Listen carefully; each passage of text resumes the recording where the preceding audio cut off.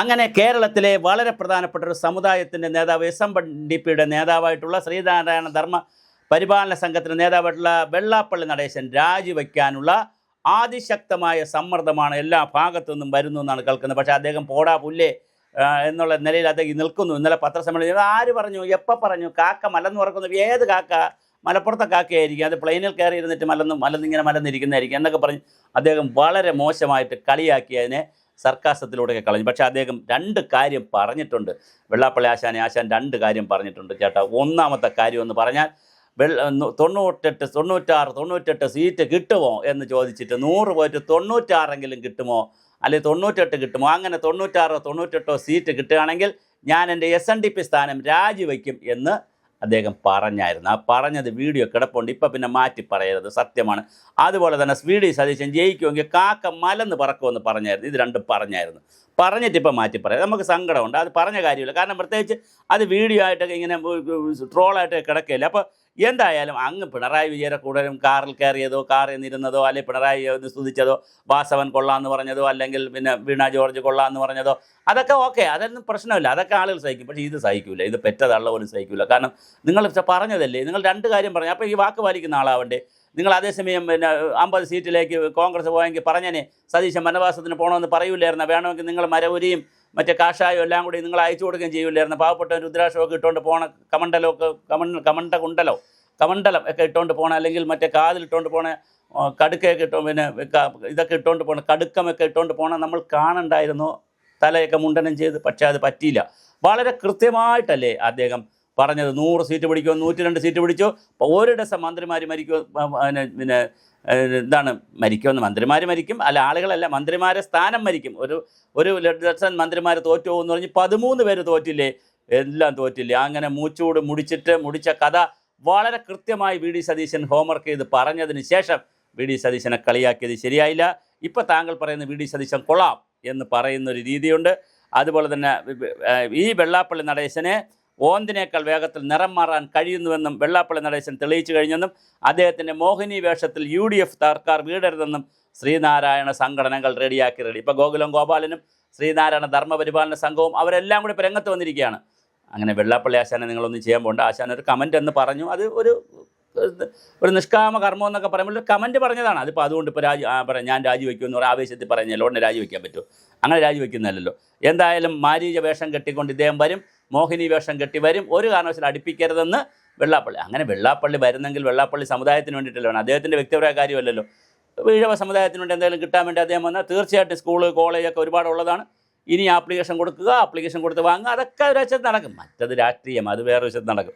വെള്ളാപ്പള്ളി ചുമക്കുന്നതാണ് പിണറായി വിജയൻ്റെ ഭരണകാലമെന്ന് ശ്രീനാരായണ ധർമ്മസംഘം പ്രസിഡന്റ്, ധർമ്മ സംരക്ഷണ വേദി, ശ്രീനാരായണ സഹോദര ധർമ്മവേദി, SNDP യോഗം സംരക്ഷണ സമിതി, ശ്രീനാരായണ ധർമ്മോദ്ധാരണ ഇത് എത്ര എണ്ണം, ധർമ്മോദ്ധാരണ സമിതി, ശ്രീനാരായണ ഡെമോക്രാറ്റിക് ഫോറം എന്നീ സംഘടനകളുടെ ഭാരവാഹികൾ പത്രസമ്മേളനത്തിൽ പറഞ്ഞു. അപ്പോൾ ശ്രീനാരായണ ഗുരുവിൻ്റെ പേരിൽ തന്നെ 12 സംഘടനയാണ്. പിന്നെ എങ്ങനെയാണ് ഈ കാര്യങ്ങളൊക്കെ ഒന്ന് ശരിയാക്കി എടുക്കുക? വെള്ളാപ്പള്ളിയുടെ അഴിമതിയെയും ജനാധിപത്യ പ്രശ്നത്തിനെയും ഗുരുനന്ദയെയും നിയമവിരുദ്ധ ചെയ്തികളെയും കുറിച്ച് MK സാനി ഉൾപ്പെടെയുള്ളവർ പിണറായി വിജയന് പലകുറി നിവേദനങ്ങൾ നൽകിയിട്ടും സർക്കാർ നടേശന് രക്ഷാകവചം ഒരുക്കുകയായിരുന്നെന്നും ഇവർക്ക് പരാതിയുണ്ട്. നമുക്കല്ല കേട്ടോ, നമുക്കങ്ങനെ പരാതിയൊന്നുമില്ല. നമുക്ക് അദ്ദേഹം ഒരു നല്ല സമുദായ നേതാവാണ്. മൈക്രോ ഫിനാൻസ് കേസിലും SN കോളേജ് ജൂബിലി ഫണ്ട് കേസിലും പ്രതിയായ വെള്ളാപ്പള്ളിയെ രക്ഷിക്കുന്ന നിലപാടാണ് സർക്കാർ സ്വീകരിച്ച. നിയമം പാലിക്കാത്തതിനാൽ SNDP യോഗം നേതൃത്വം ഒന്നടങ്കം അയോഗ്യരായി തീർന്നിട്ടും ഹൈക്കോടതി പലകുറി അയോഗ്യരാണ് ഉത്തരവിട്ടിട്ടും വെള്ളാപ്പള്ളിയെ സംരക്ഷിക്കുന്നതാണ് പിണറായി സർക്കാർ വെമ്പൽ കൊണ്ടതെന്നും അവർ അഭിപ്രായപ്പെട്ടു. SNDP യോഗത്തിലും SN ട്രസ്റ്റിലും നിയമവാഴ്ച ഉറപ്പുവരുത്താൻ UDF സർക്കാർ തയ്യാറാകണം. സ്വാർത്ഥം നേടാൻ വെള്ളാപ്പള്ളി മോഹിനി വേഷം ധരിച്ച് ഭരണാധികാരികളെ വശംവദരാക്കാൻ നടത്തിയ വേലകളിൽ വീണുപോകാതെ സധൈര്യം ഭരണനിർവഹണം നടത്തണമെന്നും സംഘടനാ ഭാരവാഹികൾ ആവശ്യപ്പെട്ടു. വിവിധ സംഘടനാ ഭാരവാഹികളായ അവരാണ് പ്രധാനം CK വിദ്യാസാഗർ. അദ്ദേഹം കുറേ കാലമായിട്ട് വെള്ളാപ്പള്ളിയുമായിട്ട് തെറ്റി ശ്രീനാരായണ നവോത്ഥാനം എന്നൊക്കെ പറഞ്ഞ് നിൽക്കുകയാണ്.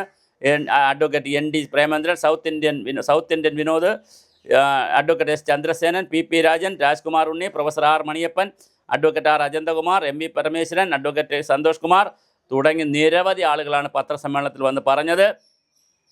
വെള്ളാപ്പള്ളി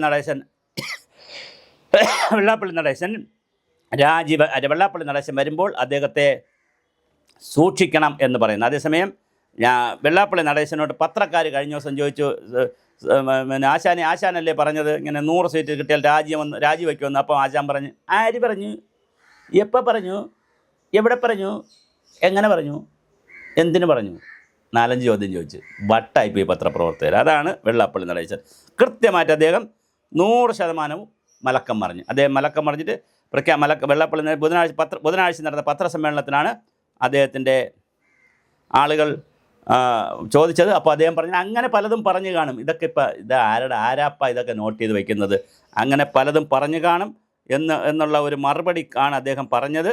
എന്തായാലും അദ്ദേഹം 2025 ജൂലൈയിൽ പറവൂരിൽ നടന്ന ചടങ്ങിലാണ് വെള്ളാപ്പള്ളി വി ഡി സതീശനെ വെല്ലുവിളിക്കുകയും 100 സീറ്റ് കിട്ടിയാൽ രാജിവെക്കുമെന്ന് പറയുകയും ചെയ്തത്. പറവൂർ ചെന്നിട്ടാണ് പറഞ്ഞത്. വെള്ളാപ്പള്ളിയുടെ നാട്ടിൽ തന്നെയാണ്. സതീശൻ അഹങ്കാരമാണെന്ന് മുദ്ര കരുതിയാണ് അഹങ്കാരമെന്നും വെള്ളാപ്പള്ളി അന്ന് പറഞ്ഞിരുന്നു. രാഷ്ട്രീയത്തിൽ അഹങ്കാരം പറയുന്നവർ തോറ്റ ചരിത്രമുണ്ട്, 100 പേരെ ജയിപ്പിക്കുമെന്ന് സതീശൻ പറയുന്നത് അയാളെ കൊണ്ട് ഒന്നും ചെയ്യാനാകില്ലെന്നും വെള്ളാപ്പള്ളി പറഞ്ഞിരുന്നു. UDF 100 സീറ്റ് കിട്ടിയാൽ താൻ ജനറൽ സെക്രട്ടറി രാജിവെക്കുമെന്നും UDF 98 സീറ്റ് പോലും കിട്ടില്ല എന്നും വെള്ളാപ്പള്ളി അന്ന് വെല്ലുവിളിച്ചിരുന്നു.